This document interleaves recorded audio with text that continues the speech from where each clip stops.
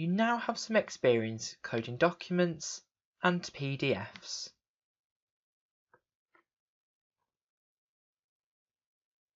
And viewing that coded text by opening a node.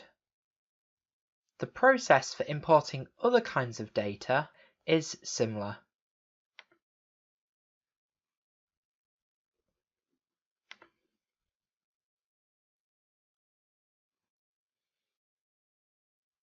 And you'll see the process of coding is similar too.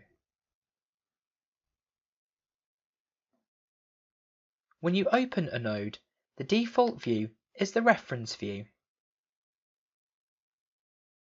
From here, you will see all the passages of text that have been coded to this node.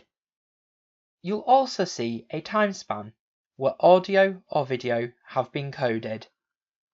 Or you'll see the pixel coordinates where an image has been coded. Note the tabs alongside Detailed View here. On the Summary view, we can see all of the data files coded here. The icon indicates the type of data. For each type of data, you'll see a separate tab. Using the Video tab, we can actually view the video, but only the passage that has been coded at this node.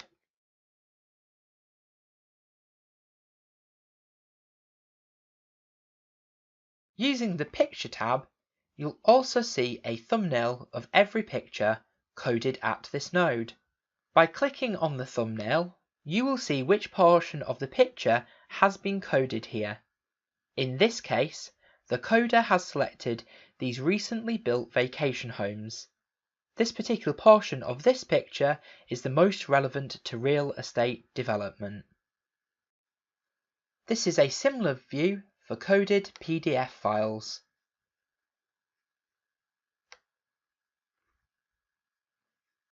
Using the Dataset tab, we'll see content from our survey data and some social media data gathered through nCapture. If you'd like to learn more about working with any of these types of data, check the help topics and videos available from within the help. You can access this by clicking the question mark on the top right-hand side of the NVivo window. Under Files, I can see more information about all the supported data types in NVivo.